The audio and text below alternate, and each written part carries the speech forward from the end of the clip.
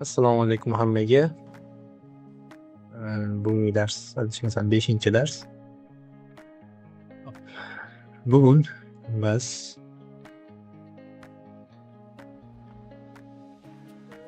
userdan ma'lumot olishni o'rganamiz. Ya'ni ma'lumot kiritish. Xotira bilan ishlashni ham o'rganib chiqamiz bu darsda.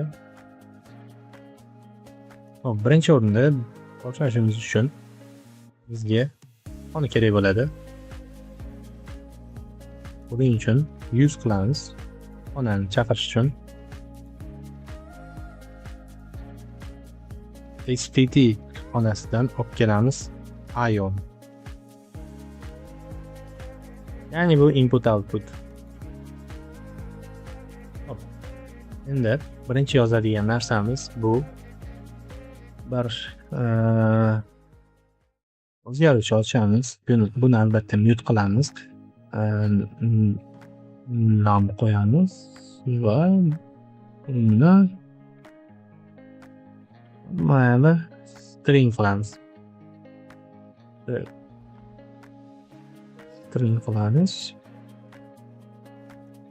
Stringga ko'rib chiqqandek siz bilan faqat fromni. Endi bu yerda new ni ko'rib chiqamiz. Bu new degani bo'sh string degani. Ya'ni hech nima yo'q. Bunga albatta ma'lumot kelajagida kiritishimiz mumkin. Endi ionlar ichidan std inda olib kelaman va buni ichidan esa read line da olaman. Read line ichiga nomini qo'yaman. Yo'q, buni albatta silkasi bilan olaman. Buni keyinroq tushuntirib beraman. Ya'ni bu bilan hali ishlaymiz. Bu xotira bilan ishlaydi. Ya'ni silka orqali. Va bunga degan narsani ishlataman. Bu nima desangiz, bu shunchaki ogohlantirish. Ya'ni agar xato chiqsa, fail yozaman. To read. Qo'l bo'yicha qaraylik, o'rganamiz. Xatolik qilaylik. Saroq bo'ldi. Keyin buni print komrolardan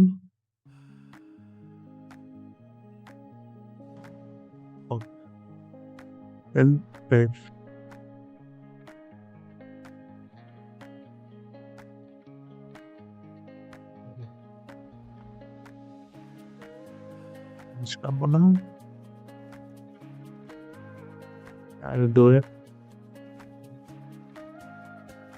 Yani bu yerda biz birinchi darsda aytib o'tib ketgan narsam garbage collector degan narsa bor. Ya'ni bu yerdagi o'zgaruvchilarni run qilamiz, ya'ni o'zgaruvchilar qoladi, ya'ni ma'lumotlar kiritamiz. U esa garbage collectorda saqlanadi. Biz esa uni qo'lda tozalaymiz. Cargo clean orqali va bu yerda target bo'limi o'chib ketadi. Endi buni qaytarish uchun cargo build qilamiz. Mana target bo'limi qaytdi. Endi cargo run ko'ramiz. Cargo run qilsak, bizda albatta xatolik chiqadi. Nega desangiz, mana bu yerda biz o'chirganmiz. Nom qilaman. Bu yerga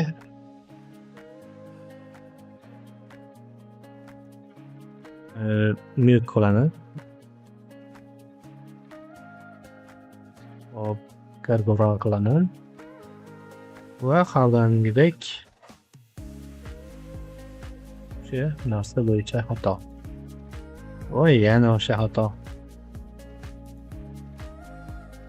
Mana endi ishlay qoldi. Endi bu tushunarli. Nom qilaman. Va bu yerga qilib bosib chiqilamanda. Endi navbatga olib kelaman. Bunga navbat bir qo'yaylik. Buni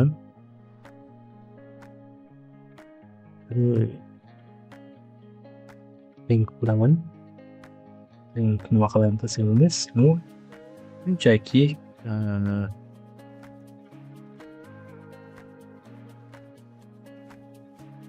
obodonlashtirishga o'xshaydi. Ya'ni bo'sh joylarni yo'q qilaveradi. Mana bu yerda hozir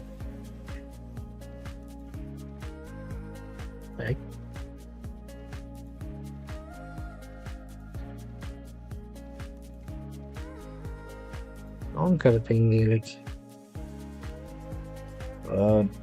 Bu yerga endi erinchoq bilan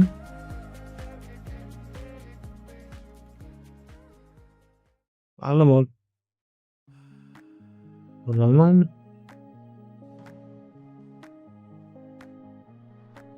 Bu yerga man bo'lib qolaman. Buni yo'ldan chiqardingiz. Mana bu yerda tushuntiraman. Number bu o'zgaruvchi va bu o'zgaruvchida i32 qo'yildi. Demak, bu joyda stdin i32 ni qabul qilish kerak. Ya'ni ma'lumot turi bu int bo'lishi kerak. Integer. To'liq nomi integer bo'ladi va num bu bo'sh string. Shu yerga kelib ma'lumot tushadi. Bu kak filtrga o'xshaydi. Filtr qilib bermoqda. Ma'lumot turadigan joyi esa mana bu va trim. Bu trim shunchaki bo'sh joylarni tozalaydi. Misol uchun, agar user bo'sh bir deb yozsa, keyin qolgani to'liq probel, ya'ni bo'sh joylarni tashlab ketsa, o'sha joylarni yo'q qilib beradi. Faqat bir o'zini olib ketadi. Va parse esa bu tekshirib beradi. User harf kiritdimi yoki son kiritdimi, o'shani aniqlab beradi. Va agar harf kiritgan bo'lsa, songa o'zgartiradi. Vazifasi shu. Expect esa boya tushuntirib o'tib ketdim. Agar xato chiqsa, kompyuterda xatosi emas, mana bu so'z chiqadi. Ya'ni o'zingiz berib ketgan xatolik. Xatolikni ham endi o'zingiz boshqarasiz. Qaror qilaman. Bu yerga mana birinchi ko'rib chiqamiz. Galak bu deydi. Galak nima shunaqa bir bor edi mana. Parsdan xato keldi. Ya'ni biz bu yerga matn kiritdik. Ya'ni lekin bizning vazifamiz hozir bu yerda son olish. Son.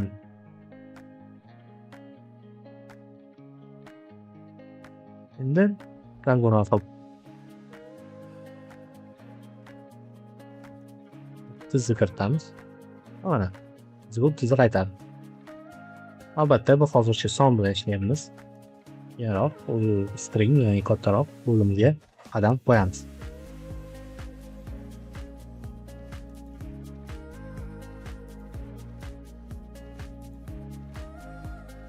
Va keling endi bu narsani kengaytirib ko'ramiz. Birinchi bo'lib bu yerga kiriting barqalaylik. Buni o'tkazib olamiz. Keplanit buni ham endi bir xatolikdan xatolik 1, xatolik 2. Shunday qilamiz. Bir, 2.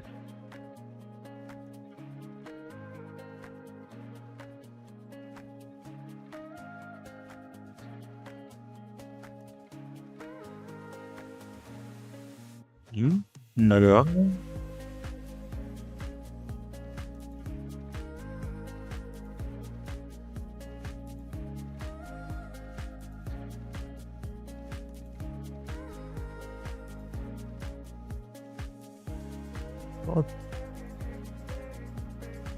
Endi mana bu yerga mouse endi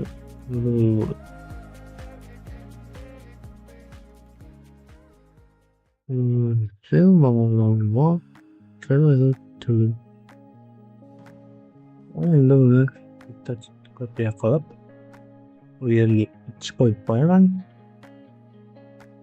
va bu narsalarni sakkizaman.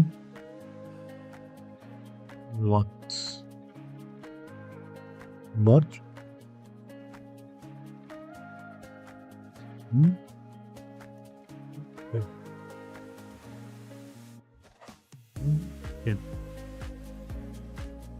Keling endi bir rang qilib ko'ramiz. Mana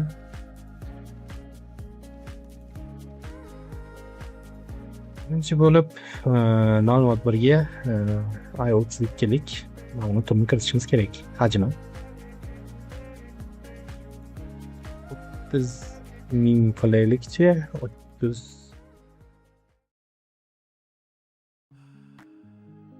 bo'ldi. Ikkinchisiga esa 8000 bo'lsa 120 qilamiz. Bunga chek qilaman.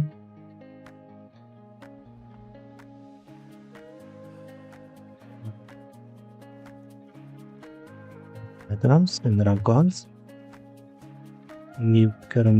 Ma'lum. Bu yerga 120.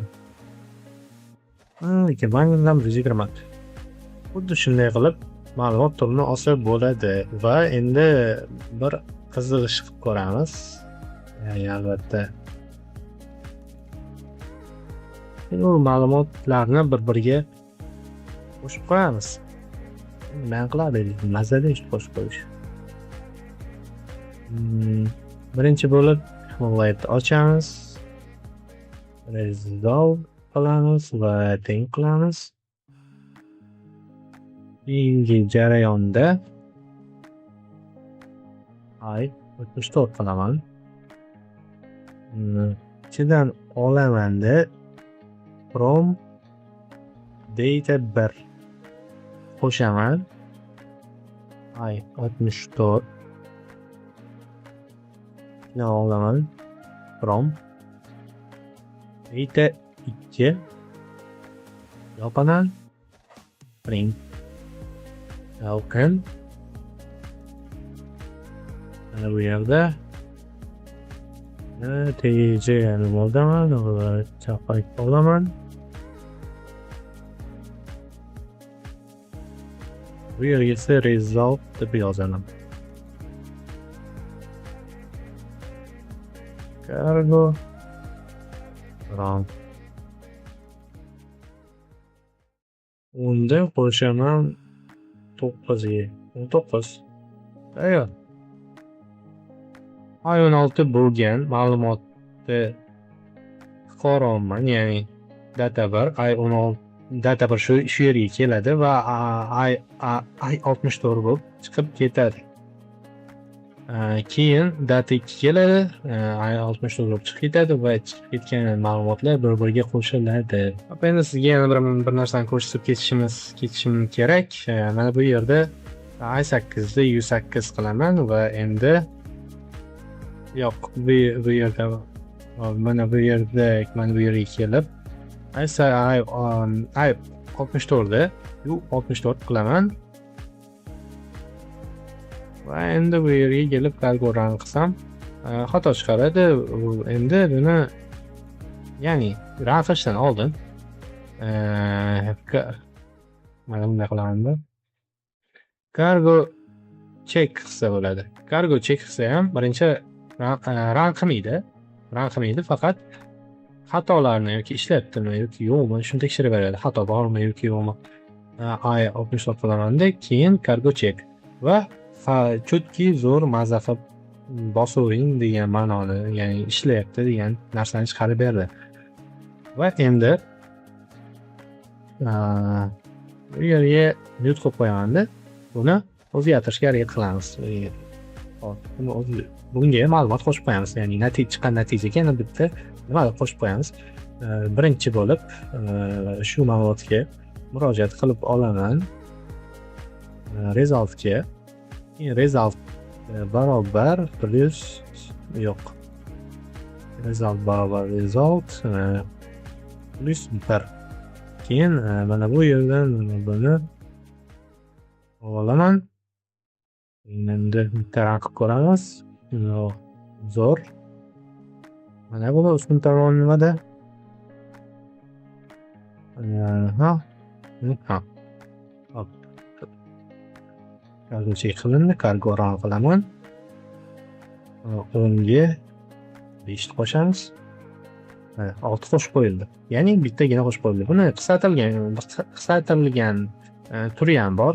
Ya'ni mana bunday qilsangiz ham qo'shib qo'yadi. 5ga qo'shamiz, 5 10, lekin yana biz bitta alohida yana bitta qo'shib qo'yib 11 bo'ladi. Va bu yerda har xil vazifalarni bajarsa bo'ladi. Ko'paytiruv yoki bo'luv yoki foizli bo'luv farqi yo'q. Hatto ayron umuman hammasini qilsa bo'ladi. Lekin bu joyda ba'zi bir dasturlashtirishlarga o'xshab mana bunday bo'lim yo'q. Ya'ni o'zi bilib bitta yoki ikkita qo'shib yuboradigan bo'lim yo'q. Faqatgina mana bunday qilib qo'shishingiz mumkin. Bu usul adashmasam Pythonda juda zo'r ishlaydi. Yoki JavaScriptda. Ran qilaman va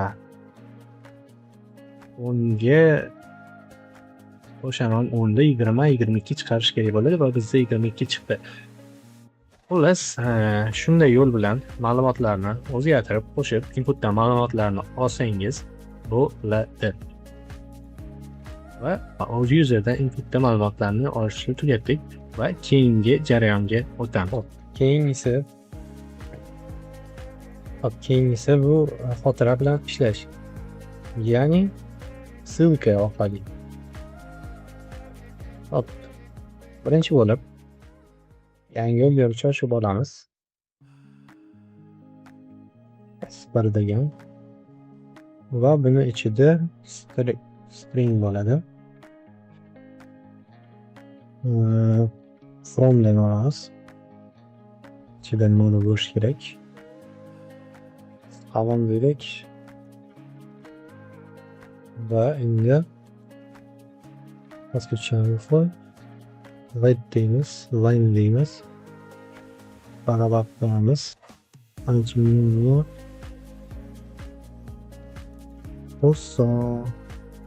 sablash qilaman. Bu yerda belgini qo'yib ketaman. Bu belgi hozir tushuntirib beraman. Birinchiga yozg'ini buni o'ynaga chiqarib olamiz. Bu hajmi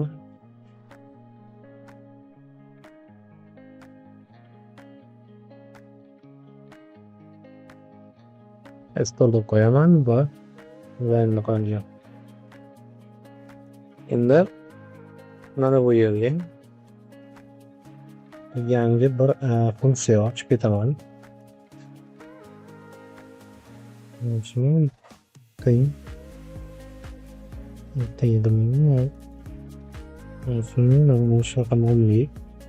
ya'ni buni endi yaratdim. Qo'yib oldindan ishlatib ketdim. Bu yerga ham ssilka bilan bog'lanish uchun shu belgini qo'yaman. Ya'ni bu narsa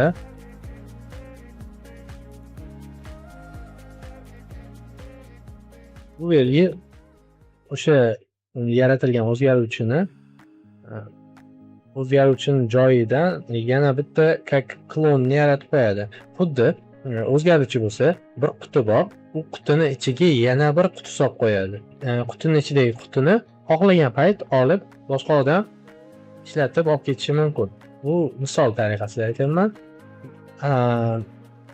Orqa tarafdan qarasak, ya'ni xotira tarafidan qarasak, bu narsa xotirada bir joy ochadi. Ya'ni biz S1 degan o'zgaruvchi yaratdik buni alohida xotirada joyi bor. Ya'ni как S1 sifatida bizga yangi kichik bir joy ajratilgan xotirada. Ya'ni S1da ichida salom turadi.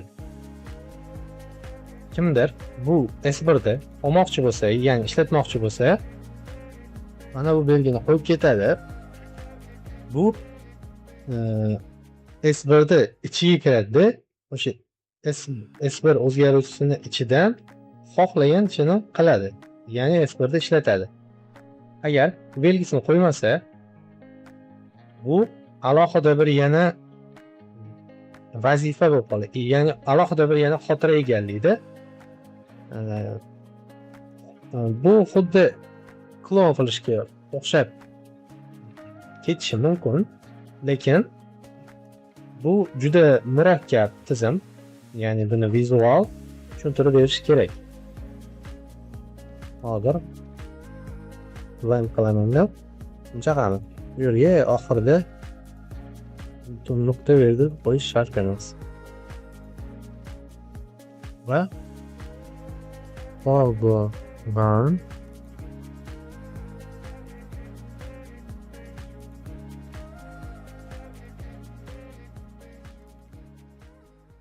hajmi, mana hajmi salom. Hajmni deb boshqasini yozib bermam-ku.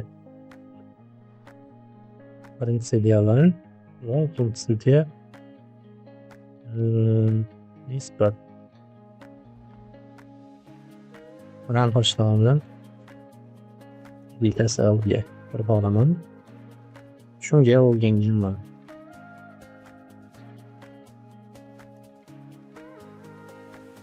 To'g'ri.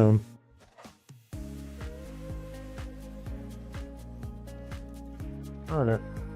Nechta element borligini so'rab beruvchi va funksiya yozdik. Funksiyani kelajakdagi darslarda ko'rib chiqamiz. Hozir emas, bu shunchaki misol tariqasida yozdim. Asosiy vazifani onlayn bajarib bermoqda. Joyga ko'zingiz o'rgansin deb funksiyada bajardim. Va bu yerda nima bo'lyapti? O'zgaruvchi ochilyapti. Keyin funksiyani ichiga tushiryapmiz. Len va u funksiyani ichiga len tiqib qo'ydik. Bu o'zgaruvchini ichiga funksiyani joylashtirib qo'ydik va o'sha funksiyani oynada, ya'ni qora oynada vizual ko'rish uchun print dan foydalandik. S1da ham ko'rib olish uchun ham va funksiyani yozdik. Funksiya yozildi. Bu yerda attribut bor. Attributni ham ko'rib chiqamiz. Va bu yerda stringda hatto ma'lumot turini ham ссылка orqali oldik. Ya'ni bu yerga ma'lumot qanday kirib keladi desangiz, mana bu yerdan funksiyani ichiga joylashtiryapmiz. Ma'lumot o'sha o'zgaruvchimizni. Va mana S1da bu yerga joylashtirdik va asosiy narsa bu yerda mana bu. Bu yerda uje S1 aytmoqda ishlatishim mumkin xohlagan narsani, ya'ni misol qilib aytaman. Bir xona bo'lsa, bir xonada bitta kresloda o'zingiz o'tiribsiz va boshqa odam keldi. Siz uni u sizga oldingi joying bormi deydi va siz unga bor deb oldingizga o'tirg'izasiz. Va orqada ham xuddi shunaqa vazifa bo'ladi. Ya'ni bir joy ochiladi, u joyga esa mana men xuddi shu S kabi o'zgaruvchilar o'sha ochgan o'zgaruvchingizga joylashadi. Ya'ni ikkalasi bitta joyda ishlaydi. Shuning uchun ham Rustda xotira bilan ishlash juda qulay va Rust shu sababli tez ishlaydigan dasturlash turlariga kiradi. Bu narsa xotirani buzib qo'ymaydimi, ya'ni nimadir kamchiliklari bormi deyishingiz mumkin. Ya'ni Rust va'da bergan ссылка xotira qonunlarini buzmaydi deb. Bu xavfsiz bo'ladi. xavfsizligiga kafolat berilgan, ya'ni silka bilan ishlashni. Bitta joyda ikkita ma'lumot turishi iloji bormi desangiz, bor. Agar mana bunday qilganimda o'chiraman. Bunaqam o'chiraman. Ayt tursin. Mana bunday qilganimda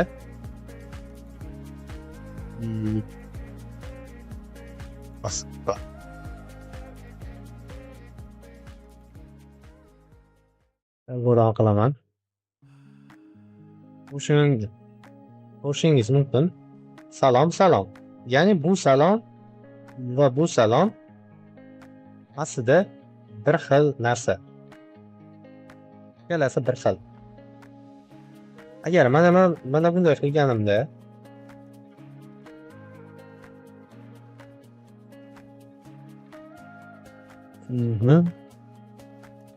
S1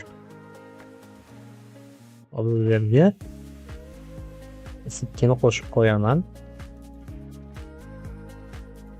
Mana bu yerga qo'shib qo'yganimda bizda xatolik chiqishi kerak.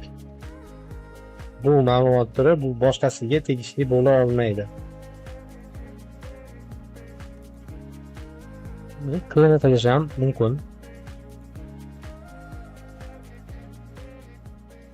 Albatta bu klon bo'ladi.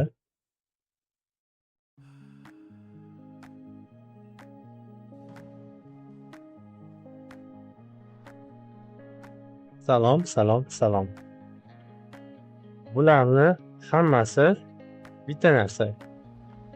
Faqat mana bundan tashqari. S2 bu klon qilib olmoqda. Ya'ni bunda nima bo'lsa, o'sha narsa bo'ladi. S1 mana bu lend ichidagi S1 esa bu bitta narsa. Boyagi tasvirlab berishimda, ya'ni misollar bilan tushunish osonroq.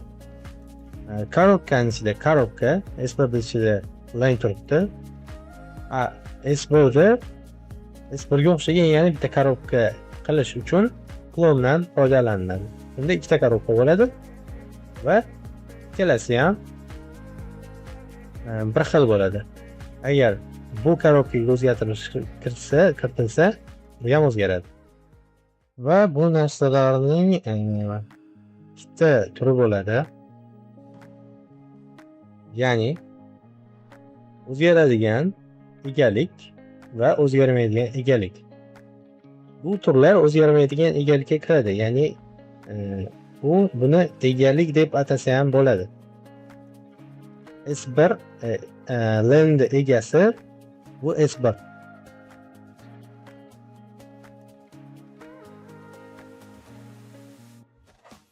Bu o'zgarmaydigan egalik. Ya'ni S1da lend o'zgartirsangiz ham S1da o'zgartirgan bo'lasiz. Ya'ni bu o'zgarmaganga kiradi. Ya'ni lendni o'zgartirmagan bo'lasiz. S1da o'zgartirgan bo'lasiz. Bu ikkalasi shunda bitta narsa bo'ladi. Menimcha tushundingiz. O'zgaradigan egalikni ko'rib chiqamiz. Buning uchun misol tarifasida bir o'zgaruvchi ochib, unga stilka orqali murojaat qilish uchun mana bu belgini qo'yamiz. Bu belgining nomini bilmayman. Kommentariyada boring. Hop, va bunga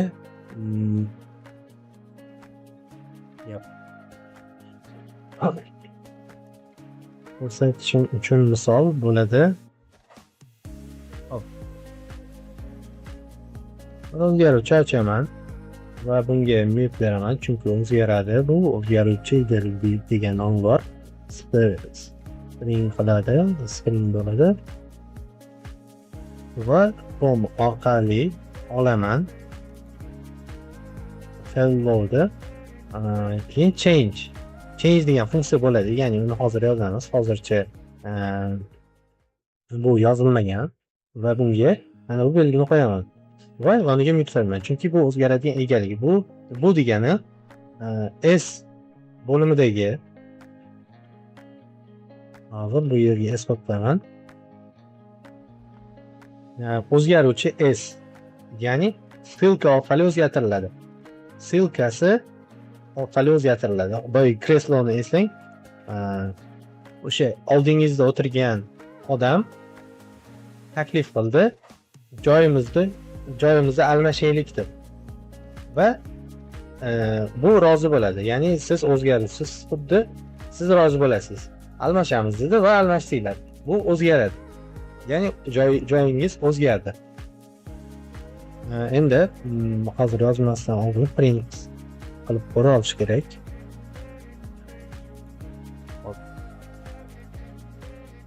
Yozaman, es qilaman va endi funksiyani yarataman. Funksiya haqida hali yaxshiroq darslarda tushunish uchun oson bo'lgan darslar. Bu yerga mana attribute'iga olib kelib va bu s ma'lumot turi string bo'ladi. Va s bu yerda nima bo'ladi desangiz, s o'zgaradi. Faqatgina string bo'lib s1 qilaylik, mana tushunishingiz uchun. S1da ichiga push str qilamiz. Wow solaylik. Salom dunyo qilsak, mana bu yerga o'zgaruvchi bor, o'zgaruvchining ichida hello bor va change degan funksiya yaratildi. Change degan funksiyaga tushadi kod. Birinchi tepadan pastga ishlaydilar. Birinchi mana shuni o'qiydi. Keyin bunga o'tadi. Ya'ni change funksiyasiga xuddi mutable va s'ni hisoblab ketadi. Keyin mana bu funksiyaga tushadi. Change ga tushadi. Birinchi attributlarni ko'rib chiqadi. S1 bor ekan, keyin o'zgaradi S1 o'zgarar ekan, ya'ni S1 bu S. Ya'ni biz oldindan kiritib ketdik. S1 bu S attribut. Buni ko'rib chiqamiz albatta. String formatda bo'ladi, ya'ni S1 ham string bo'ladi va bu ham o'zgaradi. Keyin pastga tushamiz. S1da ichiga push str qilib vol berilib ketmoqda. Nimani sharhli desangiz, bu mute. Ya'ni bu yerda o'zgaradi deb yozdik. Ya'ni filtr orqali o'zgartiramiz. Va bu yerga ham eslatib ketishimiz kerak. Bu narsa o'zgaradi deb. Chunki agar bittasi ham qolib ketsa, bir-birini tanimay qolishi mumkin. Ya'ni bular bog'lanib turadi. Bu ikkalasi esa mana bunga bog'lanib turgan bo'ladi. Eski. Xullas, tushundingiz deb o'ylayman. Bu yerda hozir o'zgarish bo'lmoqda. Ya'ni ma'lumotga kiritilgan ma'lumotga yana bir ma'lumot qo'shilmoqda. Ko'ran.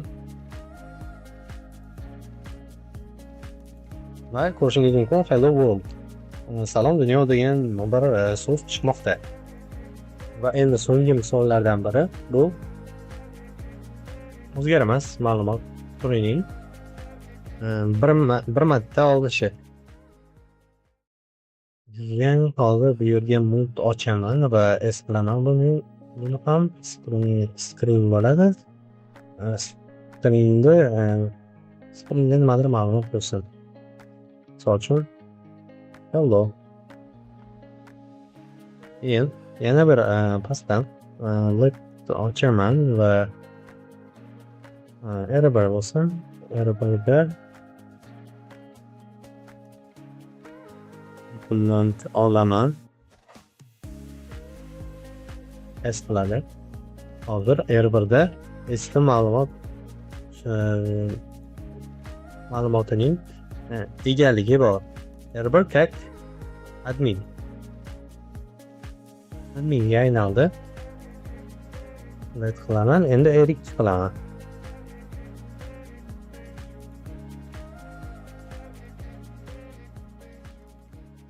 Bu ham admin.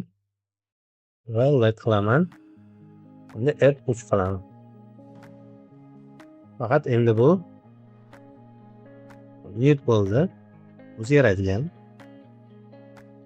ya'ni ruchni o'zgartirsa bo'ladi. Endi print qilamiz.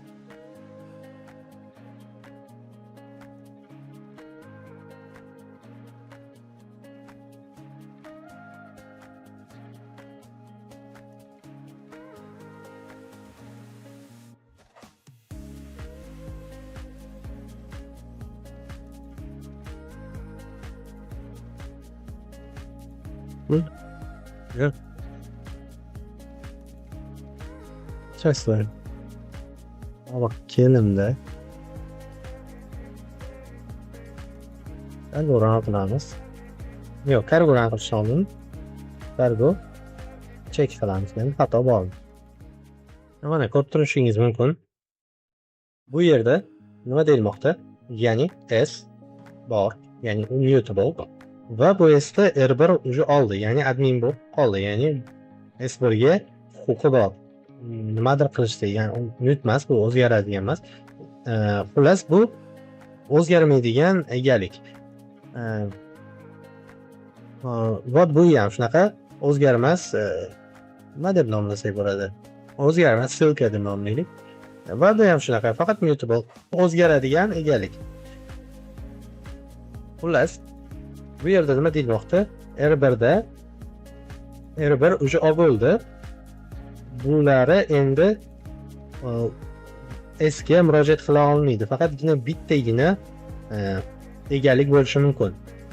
Ya'ni egalik tushunchasi sal nima deydi? Egri-bugriroq, boshqacha. Faqatgina bittagina egalik bo'lishi mumkin. Agar shu holatda vaziyatlar kuzatilsa. Xullas, bularga уже huquq yo'q. Bir marta egalik oldimi, undan keyingilari уже ularga huquq berilmaydi egalik olish. Faqatgina bittasiga kommentariyaga o'tamiz. Kommentariyaga mana bunday qilib olasiz va kontrol so'roq qilmasimiz olinadi. Maknuklarni ham. Endi kargo run qilaman.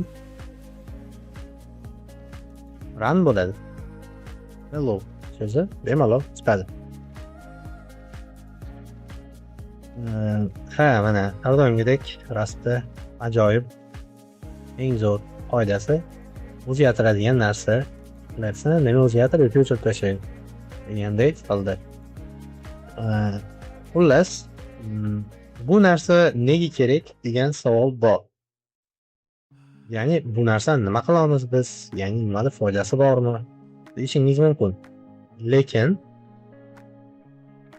bu narsa faqatgina garbage collectorda o'rnini bosish uchun yaratilmagan. Asosan ko'plar shunaqa deb o'ylaydi, garbage collectorda o'rnini bosish uchun. Lekin bu o'zgaruvchilar bilan to'g'ri ishlash yoki xotirani boshqarish. Bu narsani yaratilishidan maqsad ko'p. Bu juda kerakli va ajoyib narsa deb hisoblayman. Xo'p.